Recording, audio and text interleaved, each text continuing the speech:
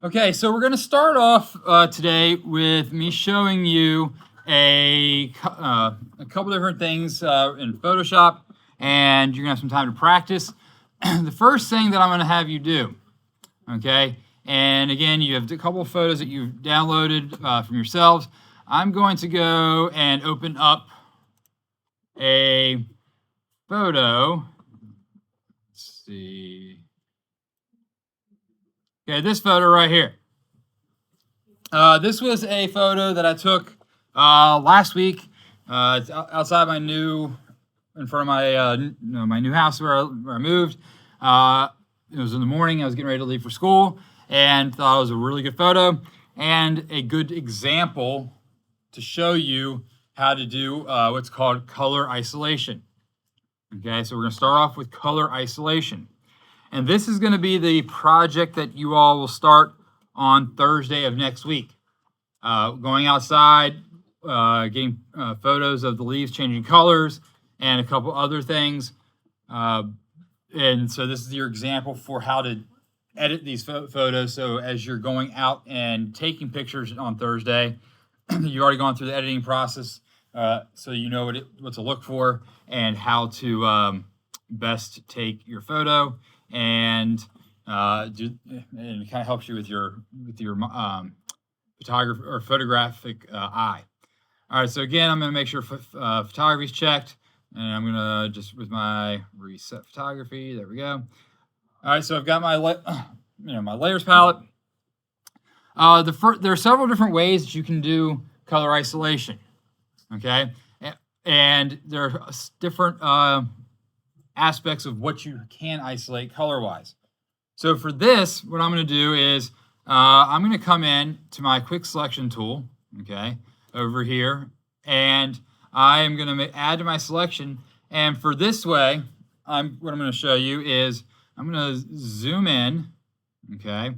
Remember Alt and the roller wheel. That will get you to zoom in. And I'm just going to select a couple of these leaves, okay? And now notice, remember I did these selections. This blue part of the sky has actually been selected as well. So this is where you have to be really careful of what you select and what you don't select. So I'm going to go back to subtract from selection, and I'm going to get rid of the blue sky in there, okay, that has been selected. So I'm just going to go around and zoomed out. I'm going to select a couple of these kind of orangish leaves. Now the sun coming through the leaves really highlighted and really brought out the color in the leaves. So when you're doing this project next week and you're out there looking at the leaves changing colors and everything, think about the vibrancy and how rich the colors are, because that will be a big help to you for this. So I'm just going to add a couple more of these leaves here, and there's a lot of good contrast between the blue sky and the leaves, so it makes it a whole lot easier to do your selections. And then I'm just going to come up here or over here, and I'm just going to grab a couple of these random ones over here. Okay, remember I'm in my add to selection, so there, and here we go. I'll get that. I'll get the ones on either side of this branch here, and then we'll go from there. Boom, boom, boom. And remember, I'm going to go back and wherever I have the selection, I did not want the branch there. So this is where coming in now and tidying it up. And remember, you can do like little clicks too, and that makes it a little bit easier. I'm going to come in and get rid of this blue sky. Okay. So now that I've got the area that I want isolated, what I'm going to do, and again, there are many different ways to do different things. What I'm going to do is come up to select. Okay. I'm going to go up to select, and I'm going to come down to inverse. Okay, inverse. And what that's going to do is it's going to take everything that I just selected and it's going to actually select everything else. Okay, so I'm going to select inverse. Okay, and what I'll do is I'll put up my history so you can kind of see the step by step as I'm doing it. And then now what I'm going to go into is image adjustments. Okay, we explored around here a little bit, and we use the term desaturate when we did black and white photography. That means removing the color from an image, removing the color from an image. So I'm going to come down to desaturate, and notice, and I'm going to do Control D to deselect. Notice how this picture looks now. Okay, some of you have your backs turned to the ProBoard screen, so I want you to turn around, actually, fully engage.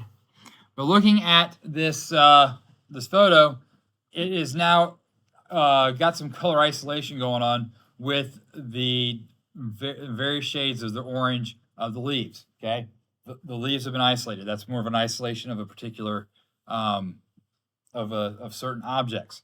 Now, doing color isolation is pretty phenomenal and cool.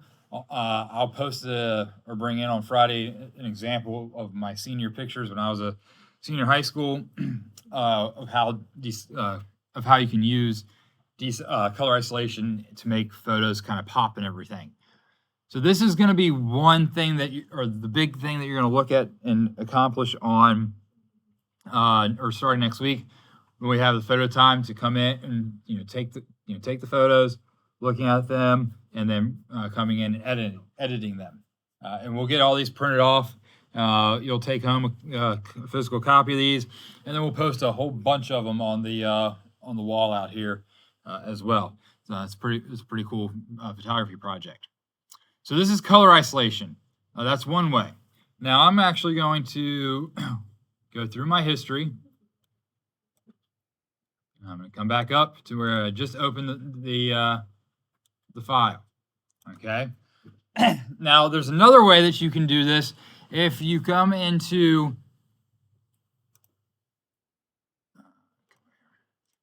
if you go to select color range and let the bell ring. If you go to select color range, this is going to come up. Okay. And anywhere that you see on the what or any part over here, I'm going to zoom in on the ProBoard. If you look at this on YouTube, you should be able to see it fairly easily. But any area where you see the white, if I were to click OK, those areas would have been selected. Like you can see a little bit over here, they got selected. Now this is where if I come in, and remember it goes select color range. Let's say I wanted all of these, all the leaves with, or all the colors of this shade of orange. Okay, so I clicked it, and that shade of orange, if I click OK, that particular shade of orange is going to be selected. Now I can take what's called fuzziness, and I can adjust the fall off boundary from where the color is. So if my fuzziness is 0, it is going to have just that particular 1 pixel color. But if I move up the fuzziness a little bit, it is going to bleed out to other shades of that orange or that color. And so, like here, you see all the where the white is. That's what would be selected. It'd have the oranges up here, wouldn't touch any of the greens. Some of the orange down here. You can see right here is where the sun would be a little bit. I can actually take this and adjust it a little bit more fuzzy. So you can see this is actually where the sun would be. I'm going to zoom out on the ProBoard. But that gives you an idea of what's going to be selected. So if I just did this and clicked OK, boom, I've got all of those areas selected. I can do the exact same thing then. I can go into select inverse, and actually when you have color range up, you can actually click select inverse But I'm going to go ahead and do that, and then go back into my image adjustments, desaturate. Control D, and voila. Now there's a picture that you took that has a lot more. It's accented differently and has a little bit of different style of pop because you've isolated that particular color. Okay, so this is one thing that you're going to do, or this is the project that you're going to start next week with getting photos on Thursday. Okay, on Thursday. If for some reason you're out and about and you're somewhere where you see a lot of cool leaves and things like this, like I saw this outside my house, I snapped the photo. Go for it, and I'll let you start to include a couple of pictures outside of what you're going to see here at Glen Allen. Okay, so that is color isolation and what I call the fall foliage project. It's always a fun one where we go outside, give you a good space. Wow, that came out weird. Good space to roam around and get some good photos. Okay, so next, let me